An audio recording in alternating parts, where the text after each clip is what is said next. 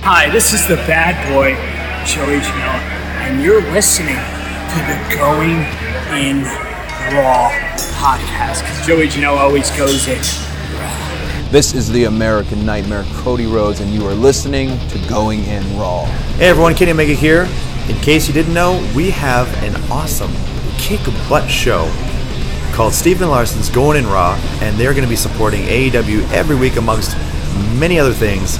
Goodbye and smooch. Good night. Bye-bye. Hey, friendo, Steve here. And Larson. And welcome back to Going in Raw, the only pro wrestling podcast you need to be listening to right here at youtube.com/Stephen Larson, and available wherever podcasts can be found.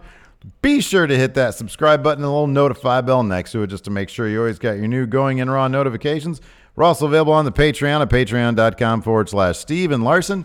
We have a variety of reward tiers over there. We got all sorts of bonus content. And we're going to be changing things up a little bit over the coming weeks and months. To add a couple things to our repertoire. Indeed. I think we might have some new patrons over the past couple. I don't know if I shouted out the patrons yesterday. I don't recall. No, we didn't do it yesterday because we didn't do a live show yesterday. Oh, you're right. So Terrence Caron, and then Aaron Leonard. And then on Sunday, James Uvale. I hope I pronounced that name correctly. Apparently, Ricky Scurvy is a patron again, so welcome, Pirate. Yes. I'm not huge on Pirates, but I'm huge on Ricky Scurvy. And then on Saturday, we had, this is a great name, Enrique Eriksdotter. Oh, okay. I think it's Eriksdotter. Yeah, Scandinavian name. There you go. Travis Gilpin, Derek Rice Jr., and then the glorious Broken Sound Wave. And then Friday, Zero Cochran. Hopefully I got everybody. Thank you. Everybody got their shout-outs. Thank you, everybody. Yeah. Of course, Wednesday Night War, round 2. Yeah. AEW head-to-head against NXT. It's the first time, granted it's 2 weeks, I got to watch both shows live. Yeah. Watch AEW at 5. Yeah. Via the TNT app on Fire Stick. Cool. Great. Seamless. Mm-hmm. Only worry about it if you can't pause, which makes sense. They're streaming live TV. Whatever. All right. Yeah. So for a stretch of it, I had to go help make dinner and get the kids fed. Oh, hey, you know what you can do? What's my? You know what you can do? USA, their app has NXT. After the live version concludes, you can pause it. So you can go into the USA app at 8 and watch it. I'm DVRing it on my cable box. But if your thing was you couldn't pause it. No, that's just for TNT. Oh, you're saying for TNT. Yes. I'm not worried about USA because I'll watch it at 8 live, and if I want to pause it on my cable box, I can do that. That's not a concern. You might be able to pause it if you get the TV Go thing from Xfinity. Anyway, sorry, go ahead. Anyways, that was it. Sometimes. Oh, yeah. But anyways, the first time I got to do it live, so I had to stay up till some ungodly hour to watch all of it. It was great. I was able to stay off Twitter because I watch AEW live as well. Yeah. I stayed off Twitter I tweeted a couple things about AEW, but I didn't check spoilers for NXT. Yeah. And it definitely helped. I didn't feel like there was a whole lot of spoilers for NXT while AEW was happening. I felt like a lot of people, I didn't know about the title change on NXT until I think after AEW ended. There was the really off-putting Roderick Strong Photoshop. Yeah. That was just creepy. The micro. That was messed up, man. That was creepy as heck. Yeah, there wasn't a lot of spoilers for NXT, but you never know. Yeah, NXT really didn't do a whole lot last night. No, we were talking a bit before we started rolling today about how Triple H just said that NXT is going to just keep on being NXT, and it kind of meant, I think, in a larger sense, that Vince wasn't going to be involved. Yeah, at least no more than usual. Yeah, but after seemingly wanting to have a stat card for the full debut on USA. Mm-hmm. This felt like business as usual for NXT. And I said this before we started, too. And I'll get to this more in the NXT recap we're going to do right afterwards. The look of NXT now, since it's moved to USA, especially in comparison to AEW, is starting to bother. It's starting to bug me. Everything looks like, look, man.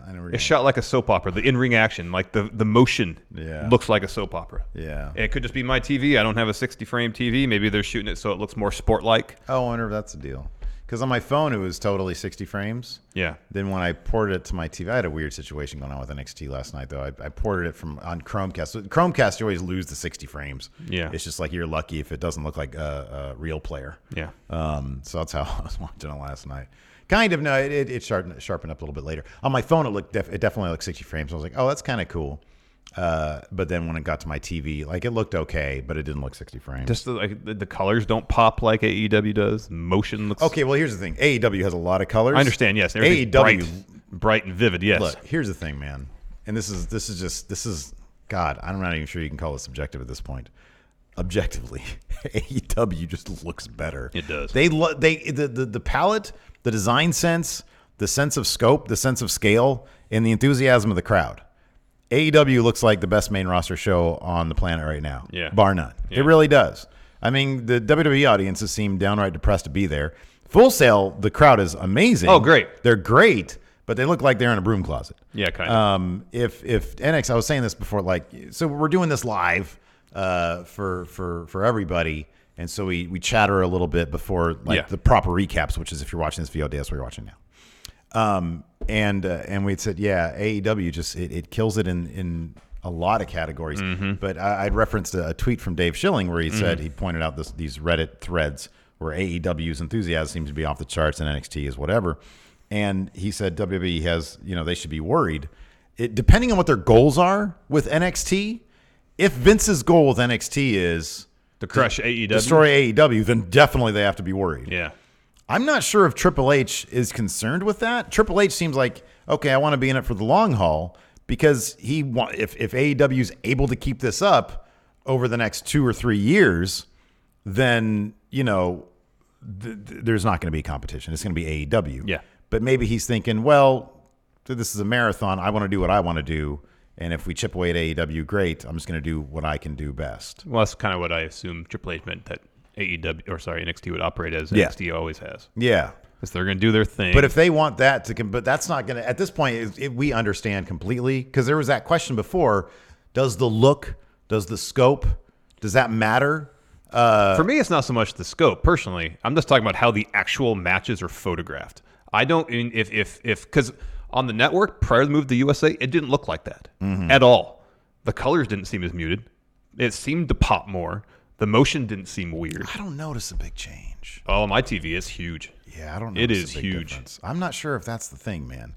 I think I'm just speaking for myself. I don't care if it's within 400 people or 6,000 people. For me, it doesn't matter. I think it might to other people. I can only speak for myself. I can only speak for myself. For me, it's just the presentation of NXT now.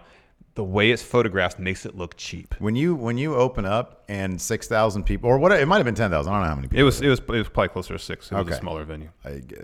When you open up, I understand the argument, the optics of it, that you have the show in front of a huge crowd. 6,000 people I understand that. So happy to be there, and it's not just that. You have Chris Jericho, who's one of the biggest names ever in the business, and he's leading your show, and you got Moxley on there. So they've got this combination of like big names, and NXT might have. I do believe this. I think NXT, which does matter, NXT, if you take all the matches and you say, okay, who had the best wrestling combined of the night, it's NXT.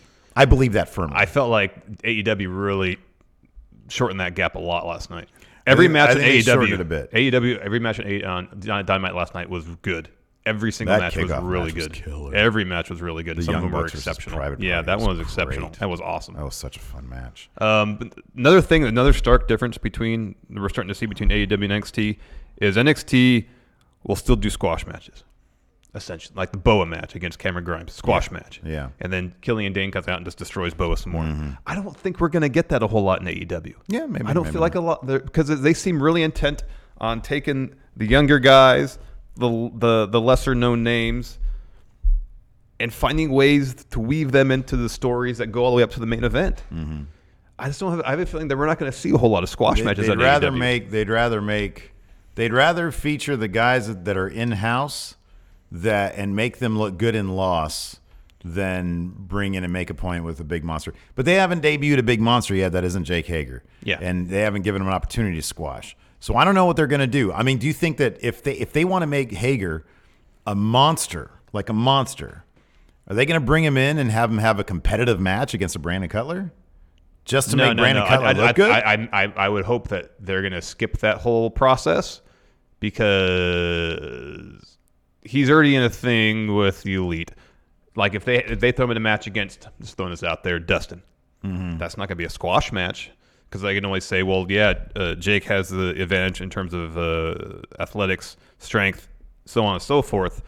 Actual fight skills. You know what I could see them doing? Dustin is a crafty veteran. You know what I they could can see always them rely doing? on that. What? Having him squash somebody that's a decent name. So, like, let's say Matt Jackson wants to take, or Nick Jackson, somebody everybody loves, wants to take on Hager, to sort of, hey, I'm going to try to chip away at this guy. And then Hager just annihilates. But also that would make sense because the Young Bucks aren't known as singles wrestlers. Exactly. So that would make sense. They would do it so that it makes sense, and it's not some nobody jabroni, and it'd be shocking. It'd be almost like Brock Cena kind of thing. It'd be, oh my God, and that that's would make kinda sense. shocking. If it makes sense storyline-wise, yeah, I guess so. But I think the idea of purely enhancement talent going into a ring against somebody strictly to get squashed. You could be right. I have a feeling, I'm not saying we're not going to see it at all, AEW. Mm-hmm. I have a feeling we're not going to see it nearly to the degree as it happens on WWE product. Yeah. We also have to let go of the idea that they're going to have so last week they had a wonk finish with Moxley coming in, taking out Omega. They're not going to do that too often. Did we get that at all this week? I don't think we got that at all this week. It was some, Shawn Spears lost another one. And it was a great match. He looked good. Yeah. And Private Party won a shocking upset over. Yeah, that made me so with happy. No interference from X-Lines. That made me so happy. That was a really good match. It was a good match. Private Party's going to be huge in a couple of years. Huge. I put up a community poll last night. NXT got, I said, Wednesday night death battle, week 2. Assuming, battle? yeah, screw war, someone death battles.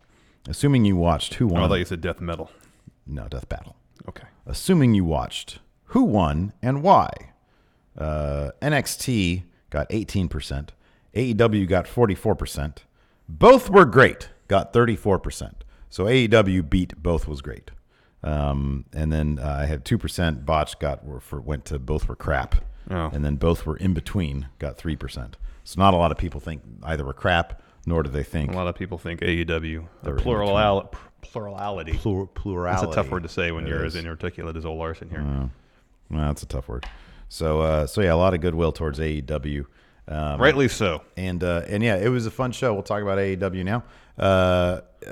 Yeah, in a nutshell, yeah, it was a fun show. We got the debut of a new faction. Yeah. They're doing all sorts of cool WCW-like stuff, but like the cool WCW I know. stuff, not the bad WCW. Not the lame Vince Russo WCW. Right, exactly. Exactly. So the show kicked off with a video package detailing the brief but pretty significant history between the Young Bucks and Private Party.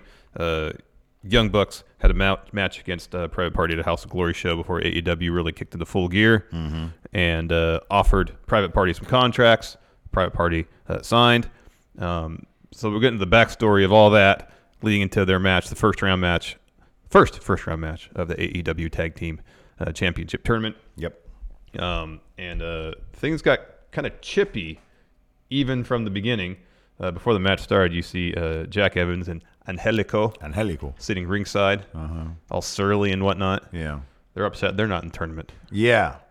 That's their story. Well, they didn't get the fan vote. They put them up against literally like the most beloved tag team with the Luchasaurus guy and what are they called? Jurassic Express. Yeah. That's a great name. That's a good name. So Isaiah Cassidy's in there against Nick Jackson to start.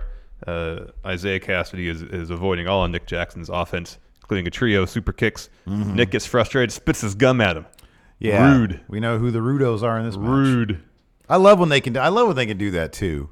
Like the Young Bucks, obviously they're beloved, their faces in the overall Inner Circle feud. Yeah. However, in this particular match, they're the veterans who are kind of jerks to the new guys. Yeah, who kind of maybe overlooking him slightly. Yeah, of course. Yeah, absolutely. Yeah. Matt tags Oh man. in. What? So I mean, I know they've done this before, but this is the first time I've really noticed it like featured, and you see it on TV. Private Party, their entrance. Oh yeah. So let's talk Have about they done that before? Not with the rope, the velvet rope. I don't think. Okay, So I don't know. so there's a bouncer. So the Young Bucks come down first, and they bring a velvet rope and a bouncer by there. And so Private Party comes down, and they say from. Oh man, yeah, it was. And it was something clever, and then weighing it a combined 24 ounces of cranberry vodka. Yeah. Mark Quinn, Isaiah Cassidy, Private Party. And they have a bouncer at the rope. Yeah. And he opens up the rope, and then they give him some fist bumps. Yeah. It's great, man. It's really clever. See, it's clever, it's fun, but they don't overdo it. I know. It's not overdone at all. It's really It's enough clever. to get you to chuckle a little bit and think, okay, these guys have some has some good character. Right. And then you move on. Anyways, back to the match. Matt tags in, and then the Young Bucks get the upper hand. They isolate Isaiah Cassidy.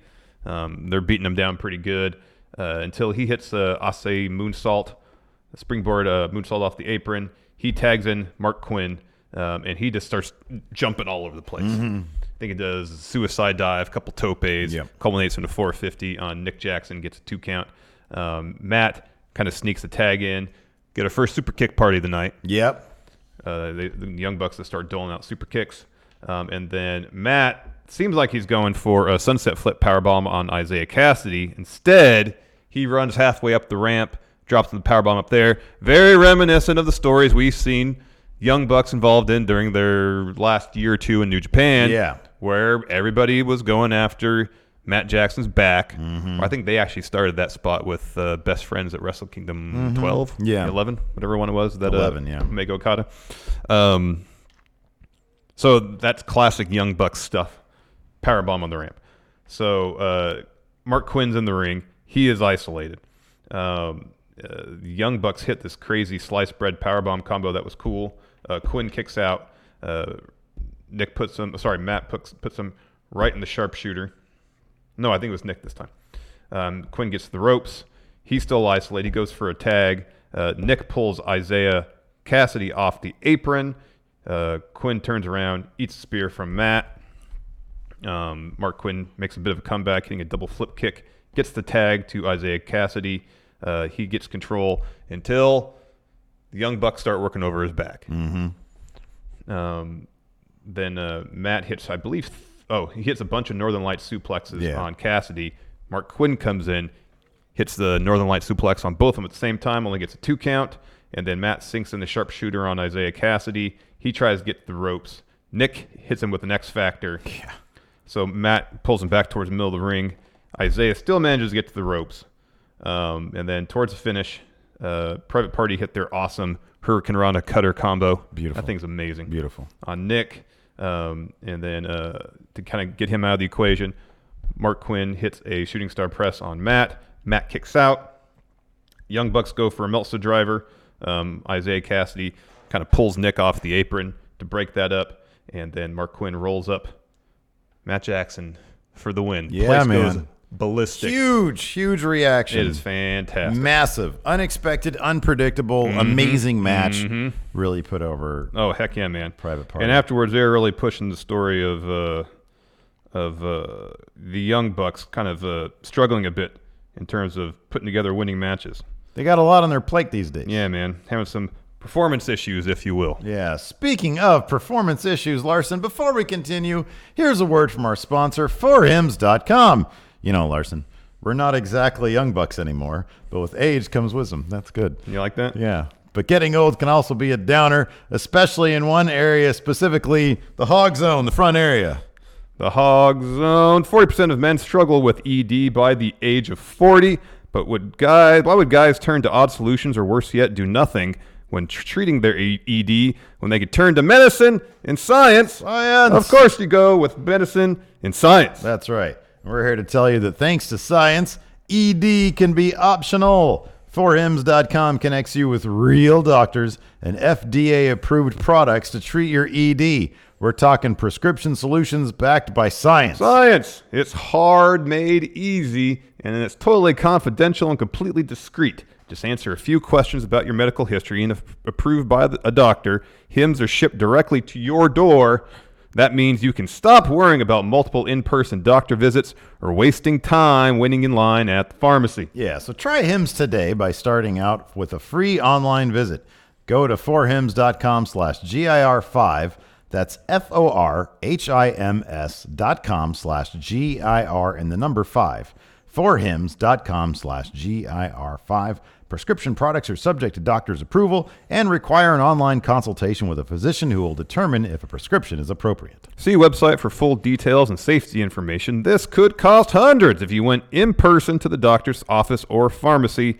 Remember, that's forhims.com/GIR5. Yeah. So after that, we had Jericho and his faction Yes. come down. Of course, XLAX, or as I like to call them, XLAX. Neither of those names are actually what they're going by. And then you got Sammy Guevara and his tongue, and Jake Hager. Hey, what's the deal with that? He's got the most punchable face. Why does it keep? What? I know. Just keep the tongue in your mouth, man. It's too much. That's one of those. I know. I'm not huge into it. Like when Miley Cyrus had that phase where it was always. It's so irritating. Why? I know. I don't know, man. Why? It's not. Anyway. They all want to be Jordan.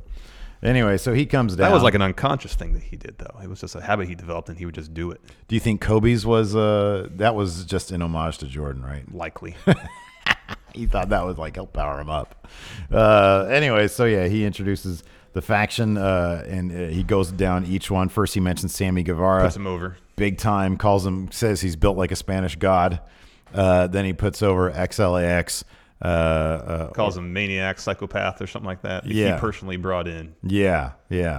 And then he goes to Jake Hager. The crowd starts in on the We the People this chant. was great. Jericho, prepared for that, immediately shuts it down and says, "We the People sucks and it's dead and buried. It was a stupid idea from bad creative." Oh, man, that was great. That's awesome. And the crowd pops. They pop big for that. And they didn't do it anymore. It'll be interesting to see if that is actually shut down or if other crowds continue to do it. I don't know, man. After that seemed pretty definitive. You think so?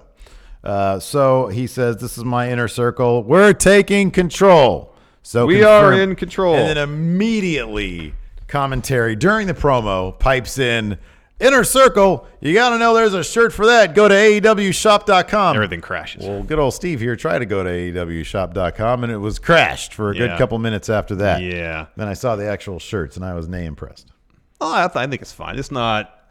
See, here's the thing. I agree. NWO set the standard. It's ugly. It's not ugly. It's ugly. I don't think it's ugly. Actually ugly. That's subjective. That's your opinion. Thank you. It's ugly. I don't think it's ugly. It is ugly, though. I don't think it's That's ugly. where you're wrong, though, because it is ugly, It's objectively. No, it's not objectively. NXT's TV If broadcast you bought that is shirt, you're a objectively ugly. sucker No, with an ugly shirt. It's a subjective thing. I like it because it looks like some secret society type stuff. Yeah, needs to pop more. See, I'm not I'm sort of messing with you. I'm not opposed to the design itself. It's just the colors are all muted. It doesn't stand out, man. You want a faction shirt to stand out, to pop. It needs to pop. Nobody's got a good shirt. Undisputed Era's shirt is ugly as crap. Yeah, that's and that's got all the logo. loud But at least yellow. it's yellow. All over. Yeah, it pops. Yeah. See, I'd rather have an interesting design that doesn't pop than an ugly design that pops.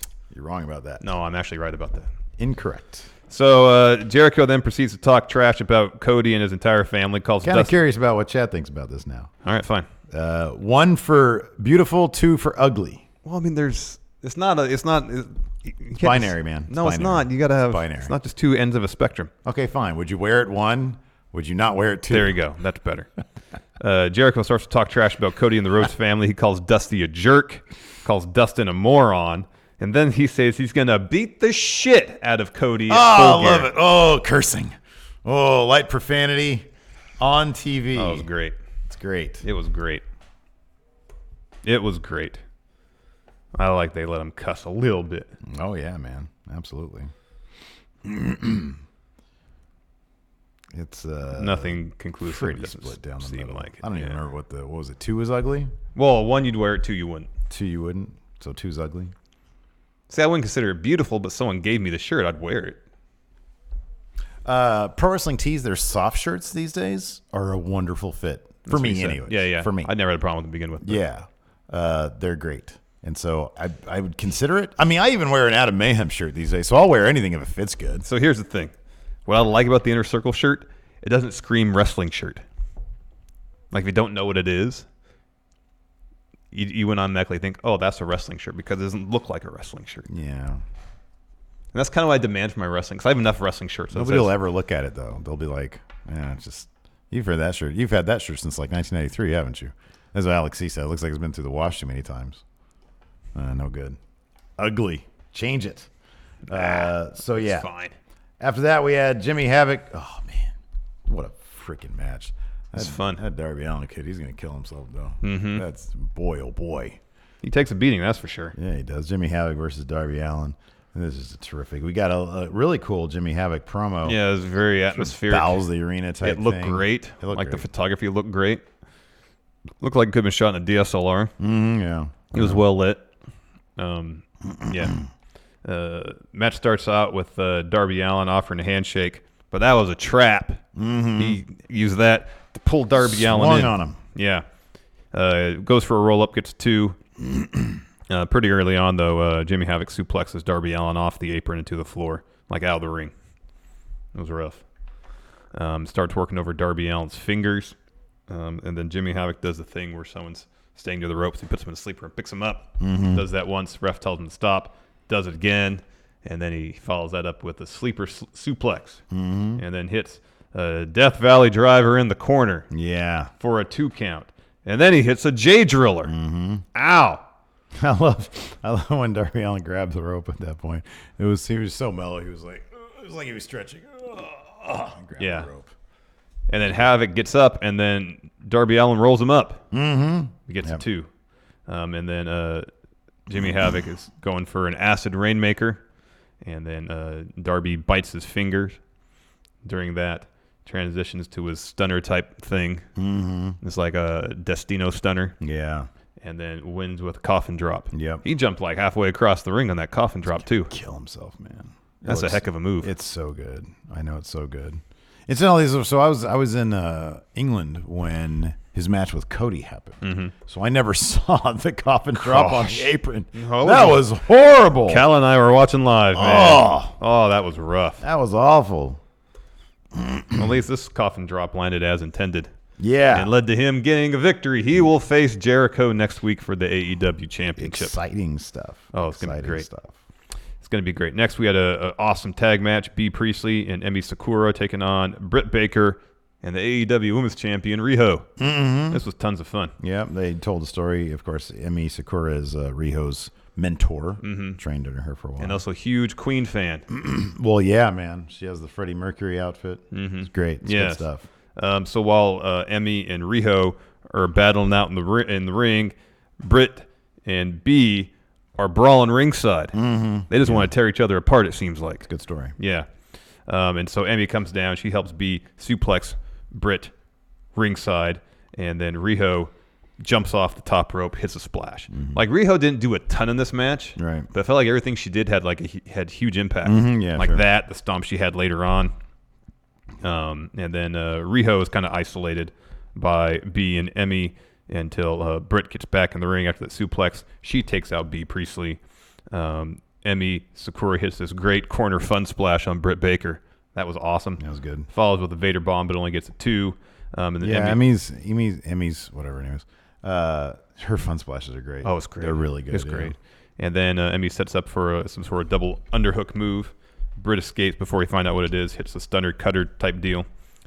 She hits the swinging neck breaker, gets a 2 count, and then there's some more action. Riho comes in, hits a double stomp, and then Britt puts on the Rings of Saturn on Emi, but then she takes one hand and shoves it in Emi's mouth, kind of like a mandible claw type deal. Yeah. That's actually a really creative submission thing, and also ties into her gimmick. Yeah. Imagine that. Because if you guys didn't know, she's a dentist. She's a dentist, so she goes after your mouth to win matches. They have to tell you every time. Her story is great because she's a dentist. She's a dentist. After the match, B goes after Britt. Ref breaks it up. And then Britt's like, no, I want a piece of her too. She goes after B. And then Aubrey Edwards is the ref for this match. Yes. So Aubrey and Riho kind of break things up. And later on, it was announced next week it's going to be Riho versus Britt Baker. So that should be awesome. Yeah, that should be really good. Next, they were doing a best friends interview. Kicked it off with a best friends video package. Yeah, them hugging. Yeah, them hugging. And then Chuck and Trent were both just like hanging out wearing tank tops. Yeah. Chuck was really enjoying his own video package. Yeah. And then he was distraught when they took it off the Tron. Yeah. So he could do his interview. So they're asked a question.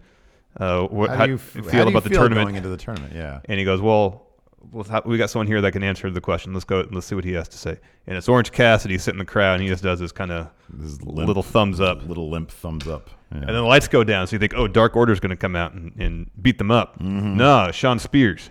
Yeah. So he's got that. That was cool. All the lights come down. Yeah. But I like that. It was a diversion. You think, oh, this is going to happen. Dark Order. Yeah. Like kind of the one. Well, it's like kind of like the one creative misfire AEW's had thus far. You know, because it hasn't hit. I think how they want. I think there's a huge one. Yeah. There's a bigger one than that. What's that? Hangman Page. I don't know about that. Dude. No, I think does anybody care what Hangman Page is doing? I don't watch Being the Elite, so I don't know what I'm missing. Okay, why would you care about Hangman Page then? Because I think he's good in the ring. His performance last night was awesome. Okay, but a lot of people's performance. No, I were awesome. understand that. Yeah, I understand that. And it was good. I mean, I just think in terms of the pace, in terms of his intensity, it's the best we've seen him on TV, at least. Granted, small sample size. Did they give him nothing to work? It's bizarre. To me, it's honestly bizarre. I thought for sure they would show some footage from Being the Elite. I'm just thinking of so Being the Elite has an audience of whatever, 100,000 or whatever. Yeah. You've got 1 million people. What was it last week? 1.4. 1.4 million just people. on the first airing, yeah. Okay, and then add to that 600,000. Okay, so 2 million people. 2 million people. Right? You got to think a bunch of these people are just tuning in for the first time or whatever. They're checking it out. I think they want Hangman to be a big deal. Yeah. But they are giving people who are tuning in zero reason to care about Hangman Page. What he wasn't in his story on Being the Elite was he wasn't involved. He didn't get involved in he didn't have his dudes back in the ring last week during the brawl. He didn't show up, right? Yeah. So that was the story on Being the Elite. He comes out for this tag team match with Dustin, who was there last week. Yeah. Against Guevara and Jericho, and Jericho, right? So why do we care? Why is Hangman Page even there? If we're not seeing the stuff from Being the Elite on TV, I understand that. The people at home who haven't seen this, why do they care? I don't know. MJF got a massive pop last night. Yeah. With his face in the screen and everything. Yeah. He's got a story. Everybody has stories except for Hangman Page. I'll tell you. It's a huge misfire on their part. It's crazy. I don't know. I'll tell you. It's crazy. I don't know. Anyways, next we got Shawn Spears versus Jon Moxley. Pac, whatever. It was on commentary. Pac. And when this match started out, it was Moxley just basically tearing Shawn Spears apart early on. I thought, okay, this will be the real test if they're going to have anything resembling squash matches here on AEW. Yeah. Because even at first, Tully tries to get involved, pulls Mox off Spears, and Mox is like, I don't care, and just goes right back to beating up Shawn Spears. But then Shawn Spears gets into the match, kind of drapes Mox's throat over the top rope, and then Tully pushes him in the ring steps. Now it's competitive. Yeah. And Shawn Spears hit this awesome Death Valley driver into the corner of the barricade. That was awesome. Yeah, it was good stuff. That was awesome. So it was a pretty good back and forth after that. Mox hit his running regal knee, gets a 2 count. And then Spears comes back. Mox goes for a paradigm shift. Spears reverses it into an Ushigoroshi, gets a 2 count. And then Spears kind of goes for another Ushigoroshi. Mox reverses it into a paradigm shift for the win. I mean, the notes here are brief. It makes it sound like Mox dominated most of the match. But once you get past the first third of it, it was actually pretty competitive and actually really good. It's some of the best stuff we've seen in the ring from Shawn Spears in a long time, probably since his NXT days. But since he's working heel, he can be a lot more intense and ferocious, and it's great. Yeah, man. I think he's terrific. I think he's really good. It was a really cool match. And then after the match, Kenny shows up on the ramp. In one hand, he's got a barbed wire bat, and the other one, a barbed wire broom. The broom's back, man. The cleaner. I told you. But here's the thing. It's the broom. Here's something to consider. They're doing this teasing for the cleaner. Yeah. Including the barbed wire broom. Yeah, but what happened here? Did he get the upper hand to bringing out the broom work, to channeling the cleaner work in this scenario? No, he got bashed in the head with a chair by Pac. Yeah. So I wonder if the story they're going to tell here is he's flirting with the idea of bringing the cleaner back, but at every turn when he tries to do that, it doesn't work. Yeah. Yeah. He can't be the cleaner to get where he wants to be. Could be. It's all about finding the true Kenny Omega. That kind of seems to be his overarching narrative anyways throughout his singles career. Yeah. Identity crisis. Figuring out who he is. Yeah. Yeah, that could be. I like that the broom was wrapped in barbed wire. Yeah, that was fun. That was rad. So Kenny shows up, those 2 weapons. He tosses the bat to Mox. And right as it looks like they're at the throwdown, Pac comes from behind, hits Kenny in the back of the head with a chair. And then Mox is like, okay, I was about to have some fun here, and you ruined it for me. Thanks, Pac. Just say Pac. I've just been saying Pac for so long. It's okay. Hasn't really been that long, though. And so Mox has the bat in his hand, he just kind of tosses it to the ground and walks away. Yeah. Because he doesn't want to take advantage of an already compromised Kenny Omega. He wants to do the compromising. Yeah. Yeah, this is great, man. This is such good three-way stuff. It's so good.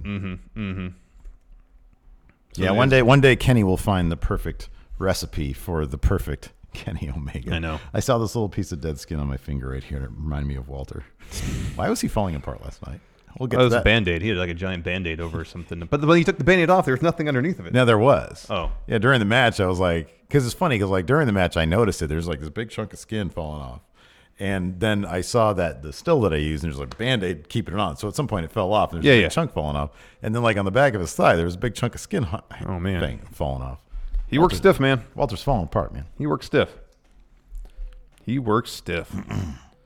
And then finally after that, our main event. Dustin Rhodes and Hangman Page versus Chris Jericho and Sammy Guevara. The only thing I think of with Page is just, I would guess, people know he's associated with the larger elite. So if you want to get to the nuts and bolts of motivation, the story, if you want to, you can watch Being the Elite. But knowing that he is just associated with them, I mean, that's how the promotion started, was the Elite. Well, yeah, I know, but you got to figure. I understand that you want to give your characters depth, but they seem to be intent on delivering a maximum amount of story told in ring without doing a bunch of talky bits, and I appreciate that. Yeah, no, that's fine. I'm just saying, like, if I'm sitting there watching at home, like, I don't want to have to watch Being the Elite to care about these people. I think Hangman has a lot to offer. Yeah, I agree. I don't watch Being the Elite, and I don't feel like I was necessarily missing out on anything because I was watching. Here, I'll put it this way. Given what you said, maybe the explanation why at least I felt Hangman You know Page, about it, though. You know about it, though. Just now. I didn't know about it before, but I'm just saying. Now that I know what you said, maybe the reason they had him, in my estimation, wrestle with a little more intensity, and it could be, I guess it's just unspoken, is because he felt like he shorted his friends last week not going out there for the brawl. So he wants to go out there and wrestle twice as hard, hit twice as hard, do everything he can to make up for what he did last week. Yeah, I think it's a misfire. They had Jimmy Havoc deliver a promo. Like everybody else, I feel like the one guy that they have wanted to like get in the spot. And on top of that, like Adam Page needs, he's so charismatic when you have the camera on him, but like, I don't know. I just feel like he needs that spotlight for people who are tuning into TV, who don't watch Being the Elite. They shouldn't have to go and watch it on YouTube. Let's find out more about this guy on TV. Did commentary mention anything? Because they actually helped flesh out some stuff that wasn't directly addressed. Like there really wasn't a recap package or anything about what happened last week. The beatdown and stuff. But commentary referenced it several times. Yeah. And it's entirely possible, because there was a lot going on in my house when I was watching this, that commentary could have mentioned something and I just missed it. I don't know. I was sort of, I listened to some, I was listening, but they're sort of so scatterbrained. Like J.R. Tony and what did they call? Somebody did a Vader bomb last night, and Tony said, "Vader bomb? Is that what they're calling it now?" He said, "That's terrific." I'm like, you guys are too much. That's pretty fun.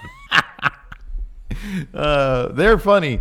The commentary's good, but they are kind of a mess, and it kind of makes it more entertaining. Yeah. So, anyways, no, I think. Look, man, I think Hangman will be fine. I just think creatively. Look, we're here critiquing the show. I think it's creative misfire, not to better spotlight the one guy who kind of needs the spotlight a bit more. That's my point with that. That being said, yes, this is a terrific match. I do love that, and somebody pointed this out, I think, in our mod chat on Twitter, that Guevara. This goes back to what we were talking about, I think, off camera. How if this is WCW and Jericho being the top dog, is Hogan, to see the Hogan type, the top dog, allow the young up and coming guy to get up on the second rope, and he's literally doing this, like, look at this. Mm-hmm. That's great. Yeah, that's terrific. Oh, you can count several instances during this whole main event thing where if you assume Jericho's in the Hogan role, he's doing at least half a dozen things that Hogan would never allow to have happen to himself. Right. Yeah. Most of which probably someone rolling down the ring to the ringside area in a skateboard and laying him out. Hogan would never allow that. What would if this is okay? You're exposing the business, brother. If you walked a mile in these red and yellow boots, you'd know where I'm coming from. Nobody's going to know a 150-pound guy's going to skateboard at me. And lay me out, he bounced right off me, brother. Power Hulkamania would compel him to stop that skateboard right away, brother. You're exposing the business, brother. Oh, man, that's great. So anyways, main event starts. Inner Circle, or at least Jericho, Sammy, and Jake Hager walk down to the ring. Jericho and Sammy sporting those decent-looking Inner Circle shirts. Hager rocking a dad polo. I like that's his uniform. I like that's his uniform. That is pretty funny, a dad polo. He just stands around in pants and a dad polo shirt and looks intense. It's working for him so far. He doesn't have to talk. He has to stand around, look tough and intense, and beat people up. In a dad polo. That's his wheelhouse right now. Match starts with Dustin and Jericho. Some back and forth. Page gets tagged in, hits a fall-away slam on Sammy Guevara. And as soon as he gets up, he hits Jericho with a pescado, just jumps right out of the ring. I thought that was great. Yeah, like everything awesome. I thought Page did, just like he was crisp, he was intense. It was awesome. And then he goes up top. Jericho distracts the ref. Sammy kicks him, and then picks up Page, drops him with the top turnbuckle. We go to commercial. We come back. Page is being isolated. He's kind of draped across the middle rope, and then Jericho runs at him. Page gets out of the way, so Jericho bounces his knee off the rope, starts selling knee. Jericho tags in Sammy. He takes control, hits Page with belly to back suplex. Jericho's back in, goes for a lion salt. Page gets his knees up. Sammy goes around, prevents the hot tag. He's in the ring. Prevents the hot tag, and then he eats a discus lariat from Page. He finally gets the tag to Dustin. Dustin takes it to Sammy, gives him a Manhattan drop. Same for Jericho, and then takes them both out with like a spinning top rope crossbody. He sends Sammy to the outside. Page hits a moonsault off the top rope onto him, and then Hager comes around the ring and lays him out with a clothesline. Oof, yeah, that was nasty. Huge, meaty clothesline. Jericho's in. Dustin hits a sunset bomb on him. Sets up for Jericho for the front area kick in the corner. Sammy tries to get in the way, eats a vicious power slam. Mm-hmm. Dustin looked great last night too, man. Yeah, man. It's amazing he can still perform at such a high level. He's very motivated these days. And then Sammy grabs the ref. Hager comes in, lays out Dustin. Yeah. And then Jericho actually hit what looked to be a really stiff Judas effect on Dustin to pin him. That part was so goofy. I liked it. I don't get me wrong. It's pro wrestling. I like it. The ref is always supposed to have like the worst tunnel vision. All refs have terrible tunnel vision. Yeah, I know. Because he did look right as Hagar was like exiting the ring. The ref it was totally in his field of vision. But whatever, it's wrestling. It's wrestling. It was fun. It was really cool. I thought it was a blast. It was really cool. It was fun. So anyways, after the match, Inner Circle's in there. They're beating up Dustin. Page gets back in the ring. Mm-hmm. Jake Hager sends him back out. Then Page throws a chair right in Jake Hager's face. Oh, yeah. And they're brawling up the ramp. So that might be the match we get in the near future. Mm-hmm. And then so you got Jericho and Sammy double teaming Dustin. Lights go down. Dark Order? No. Cody teleports to the ring. Yeah. He's in there. He hits a crossroad on Sammy. Cody and Jericho are squaring up. And then Santana and Ortiz come down the ring. They start beating down Cody. This was great. MJF runs down the ring in the chair, and so Santana and Ortiz are kind of like holding Cody up. Hold Cody up. And Jericho's like, come on, hit him. Do it. Hit him. You're a bad guy. Do it. Hit him. And MJF sold just enough to make you think, oh, is he going to turn on Cody already? No, he didn't. Yeah. He takes them all out with a chair. Is that ever going to happen? Yeah, it totally is. It totally is. When? Sooner or later? Later. I think they're really going to milk it. Because when it happens, MJF is going to be like the most despised person in all Elite when it happens. Because last night he was the most beloved person in all Elite. Because instead of taking out Cody, he takes out all the heels. Yeah. And Jericho. And he's really playing the crowd. He's getting a huge pop. Yeah. And then he turns around. And he gets laid out. He turns around and eats a code breaker from Jericho. Yeah. Young Bucks come down the ring. Super kick party. They take out XLAX with suicide dives. And then Jericho's like messing around the floor. He's down there. He has his belt. He goes to the timekeeper's area, tosses a chair and like ring bell. He's just kind of milling about for a while and talking to Cody kind of. I think he was just waiting for Darby Allin to come down the ramp. Yeah. Which eventually happened. Darby Allin skates down, jumps off his skateboard as they're about to meet. takes out Jericho, ground and pound a little bit, hits him with the skateboard in the gut and then across the back, gets in the ring. Jericho grabs the mic and goes, Cody, I'll take care of you at Full Gear. But Darby Allin, I'll see you next week at your funeral, bitch. Whoa. More light profanity. More light profanity. Yeah. Fun ending. It's a fun Hell show. of a way to go off the air. Fun show. A lot of fun. And it's funny because people have noted this too. I kind of think it's a quibble, man. Like the fact that both episodes of AEW ended with a big brawl. Like, as long as it's entertaining. I was thoroughly entertained by it. So, yeah. Anyways, let's take some questions. Would you like to take some questions? Yes, for sure. I'll get to the super chats here. Oh, first we got to mention new member. 23 with onions. Welcome. Daniel Encina says, thanks for the content, fellas. AEW killed it. Fun show. Yeah, man. It was a blast. Poke, how about that Inner Circle Truth Exposure? I'm telling you, it looks like a real secret society type thing.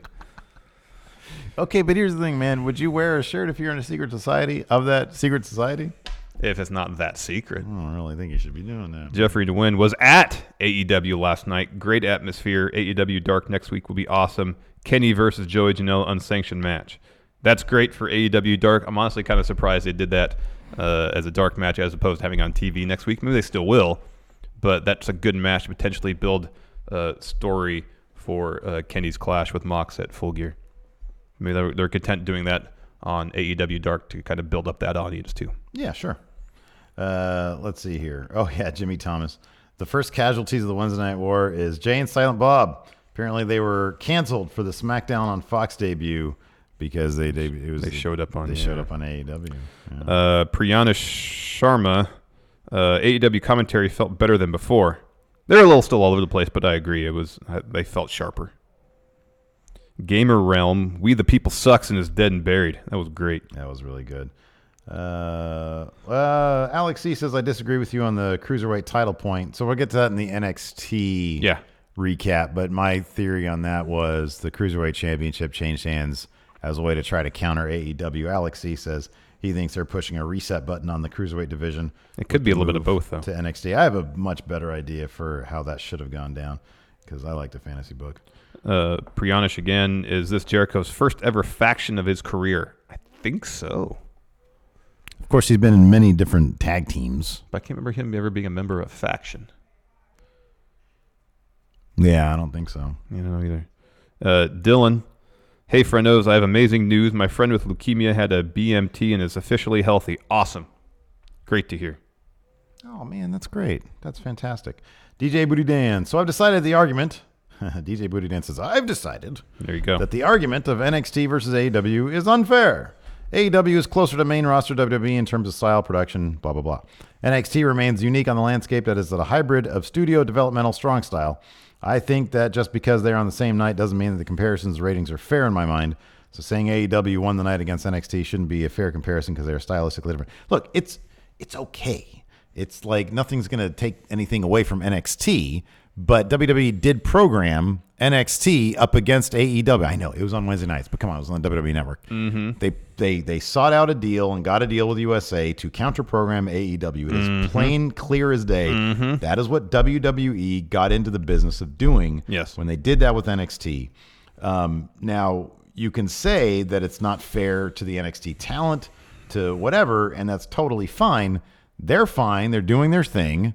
It just depends on what WWE wants from NXT. I think NXT is a wonderful, it's an amazing product. I still love it. I think it's fantastic. It's just AEW is bringing something that I think a lot of people have wanted for a very long time, a main roster quality show that has brought back a lot of fun that Vince McMahon seemingly has felt has not been necessary. He seemingly is allergic to fun. If he doesn't feel like those tropes, those conventions are good for his business, then that's his, those are his decisions to make.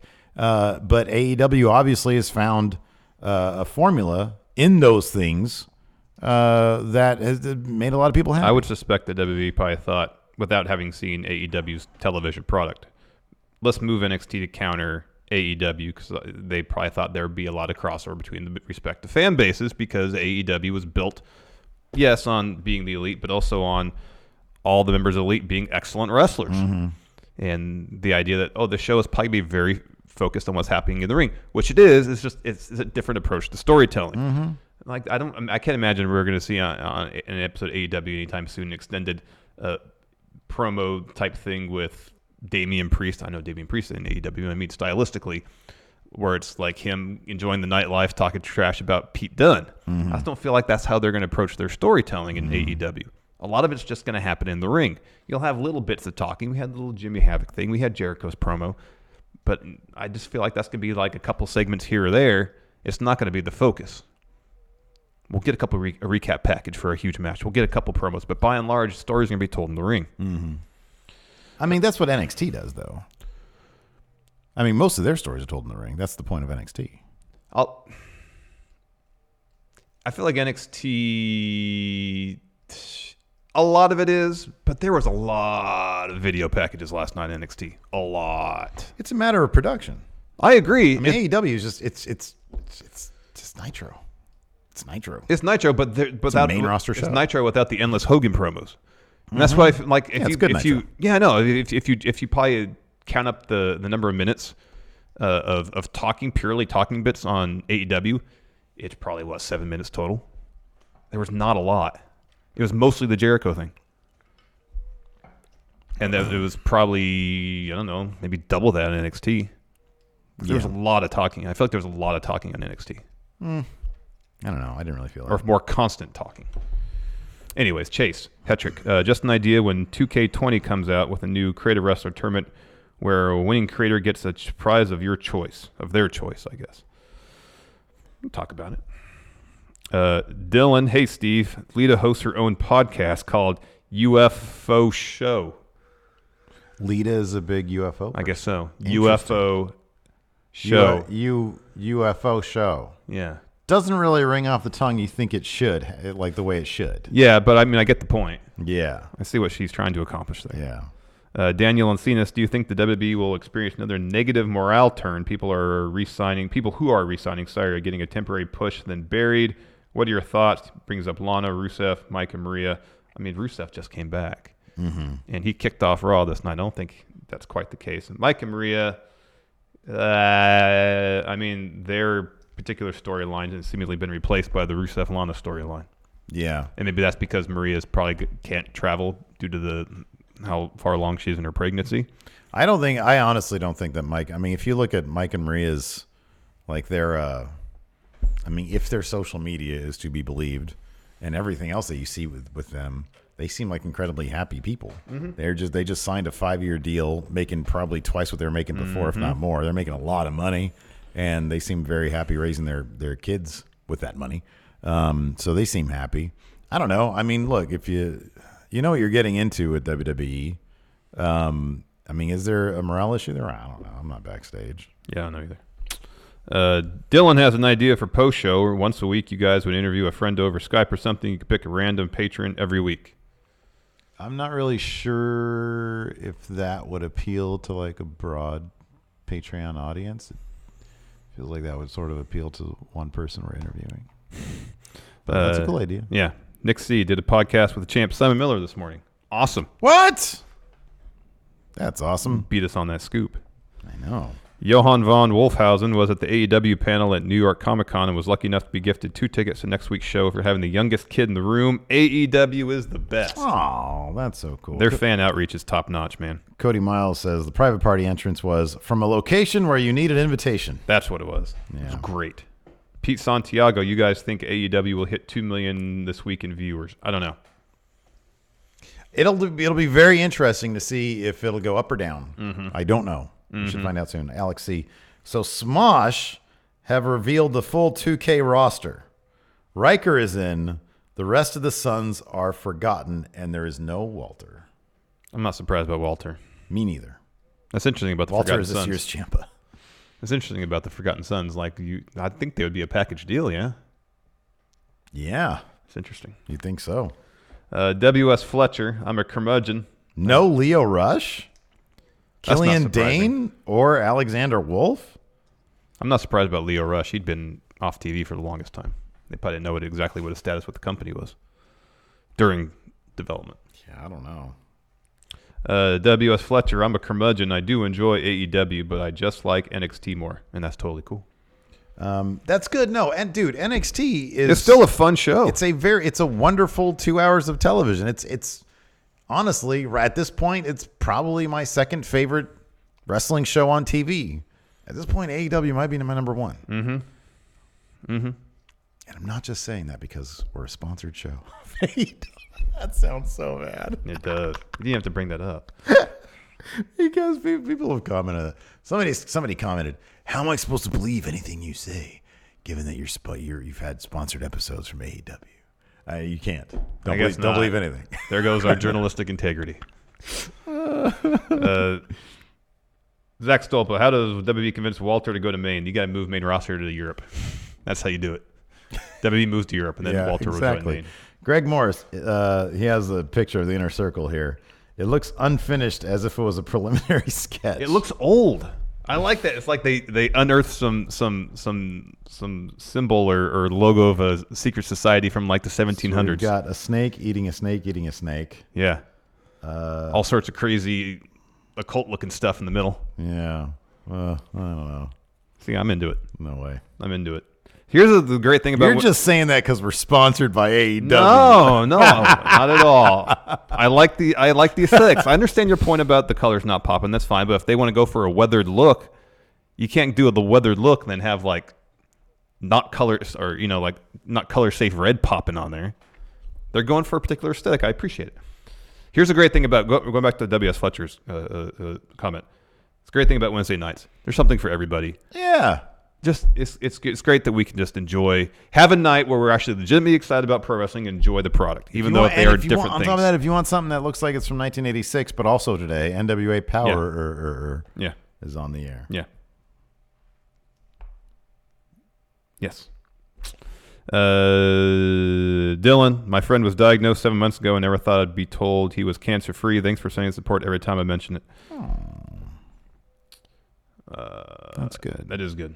Joshua Martinez says NXT house show next Thursday, Cal show this Sunday. That's a loaded that's up in weekend. Portland, right? Yeah, nice. Portland area. Very I think Cal show's in Eugene. Jurgen Johnson & Johnson's says, I really hate to say it, but is Sammy Guevara cringy? His face is sometimes. He just needs to keep that tongue in his mouth. Isn't that a heel thing, though? That's a heel thing. I think you're supposed to not like that. No, it's just like if it's a character thing, I feel like he might just do that, period. Oh, you think he does that anyways? Maybe. Could be. Like he thinks it's cool to be all. Yeah. Probably. It's not. Yeah. The best ever. I hate that nickname. Yeah, he needs a better catchphrase. Terrific wrestler, though. Terrific wrestler. Let's see here. Pizza Roll Fire. Do you think Pizza Roll Fire? That's a great name. Some nitpicking people here. Do you think the lights out for Cody was too much? Seems much more built up than it should have been. So when the lights go out, they come back up. Just wanted to be dramatic. It's Cody. Just want to be dramatic. Oh, man. I like they're not just reserving that for Dark Order. Mm-hmm. Maybe they realize the whole Dark Order thing's not working. So guess what? Everybody can have the lights turn out. There you go. Yeah, exactly. That's good. The one and only Just AJ. Where is Joey Janela going to fit in? You know, the sad thing about the Dark Order, too, is that by and large, they don't work based on aesthetics. They look so cheap. The one and only Just AJ. I mean, that's one thing about AEW I think that they need to work on a bit more. Look, they're not going to be perfect the second week. Even Private Party's gear, ring gear, looked indie wrestler. Yeah, I know. They need to step it up a little bit. Because like, okay, so for example, like Sasha's gear, has all the like the studs and diamonds and stuff. Yeah. Private Party should have all that kind of stuff. Well, I imagine they got to work their way up to that, man. They haven't gotten. I'm sure this is only their first or second week of AEW paychecks rolling in. Yeah, let them collect some of those paychecks, man. I am. Give it time. Just saying. I mean, even the Young Bucks gear looks like it could have been something they wore 5 years ago. They had Volt. I know, it was great. But by and large, it doesn't look any vastly different than anything they've they look been wearing. Like $1 million, man. Kind of seems like a double standard. They're still wearing indie gear too. No, they're not. Definitely are. Shut up now. You shut up. You're just saying that because you're sponsored. I am personally, yes. You get none of it. I'll do nothing but say positive things about their booking Adam Page perfectly. Oh, man. Dark Order, not the greatest, but they can still salvage that. Inner Circle shirt, I want 15 of them. What are your thoughts on NXT? I want 15 of them. Oh, that's good, dude. Let's see here. Let me ask you this. One and only Just AJ wants to know, where is Joey Janela going to fit in? Has he been on Dynamite yet? No. He will be. No, he'll be fine. He'll totally be fine. Yeah, I'm not worried. I like that they're not just trying to shove everybody in every week. You're not just throwing them all. Just let stories dictate who's involved. Yeah. And then for the course of the 2 hours, it seemed like everybody's involved in everything. Mm-hmm. Even just tangentially. It's great. Bud Ryan here says, what do you guys think of Justin Roberts and his introduction for Moxley? John Moxley. I thought it was great, man. It's fine. Yeah, that was right. I was actually kind of more surprised that Mox wore his New Japan gear for the match as opposed to the jeans that he wore for the Janela match. I think, he wore the jeans for the Janela match. Maybe because that was a hardcore match. Yeah. Let's see here. Sean McMahon asks, when do you think the Elite are going to which one of the Elite will turn on the others? Have Hangman Page turn on them. And then you can get him on the mic with Jericho. He could be like their crown jewel. Well, don't say he's their Chase Owens, because that means he's eating all the pins. He's their Chase Owens. He'll be eating all the pins. Yeah, man. Let's see here. Wayne Maker here says, has the Matt Chat deadline gone? No, you can still get your questions. Oh, my God. This is not the time to ask that. Oh, Wayne. I still think Wayne is the reason we weren't invited to Vegas for the 2K thing. I think your penchant for putting your arm on people's shoulders is probably I wonder if that did it. And all these wrestlers like, this guy, don't bring him back. This guy, number one, the Undisputed Era weren't even there to be interviewed. It's like, what's this guy here? This guy's going rogue. Putting his arm on everybody. Man, without you, I just blasted a Steve-sized hole in our relations with 2K. Well, if I can patch that up. Maybe you would have made it worse. Entirely possible. Yeah. Well, here's the potential. Like I was standing there next to you for the Undisputed Era interview, probably not talking at all, just looking at you, putting your arm on Kyle O'Reilly's shoulder and seeing his face. And then I might have pulled you aside afterwards, like, probably don't want to do that again. But at that point, the damage is already done. Oh, man. Because I certainly can't go behind Kyle O'Reilly and shove your arm off him. Make a bad situation worse. Mid-interview. Steve, get your hand off him. Hey, maybe don't lean on. He's not a bookcase, dude. Yeah, I know. It's not to be leaned on. Oh, man. That's too funny. Let's see here. Steve Klain wants to know if do we see AEW signing guys like Dalton Castle or Silas Young in the future? Probably not Silas Young. Probably not Silas Young. I don't know. There's a period of time where I felt like Dalton Castle could have been a huge deal, and I feel like that time has passed. There's like a 2-week window where he was felt massive. like he was on the verge of turning into a huge deal. And then didn't he get jobbed out to like one of his boys? I think it might have been after. Well, it seemed like he got hurt. He hurt his back, and he had to drop the Ring of Honor title. And it seemed like after that, it all kind of went downhill. Yeah. Thomas Dunnigan. WWE has Mania. NXT has Brooklyn. TNA has Slammiversary. Do you think AEW's big pay-per-view will be All Out? Mm-hmm. Or do you see it being a future pay-per-view that is? No, I think they've made a point of saying that All Out's always going to be in Chicago, and that's kind of going to be their big thing. Yeah, I think, that makes sense. What's going to be interesting is if they try to score themselves a larger venue next year. Mm-hmm. Or do they think, well, it would be kind of betraying the spirit of the show initially if we move it out of the Sears Center? I don't know. It'd be interesting. Mm-hmm. I mean, it gets to the point where demand is such that they could easily sell out Soldier Field or something. Yeah. You'd have to consider it. Whoops. Cool. But who knows? All right. Well, that's it for our AEW review. Yeah. Patrons and live stream watchers, keep it going. We're gonna do a sign-off thing, but then we're gonna come right back. Yeah, that's right. Chat a little bit, and then get into our NXT review. Yeah. So thanks everybody for watching. You can check out our bonus episodes on the Patreon at patreon.com/Steven Larson. And, of course, hit that subscribe button, notify bell. Yep. for more Going in Raw. Yep. Thanks, everybody, for tuning in. Till next time, we'll talk to you later. Goodbye.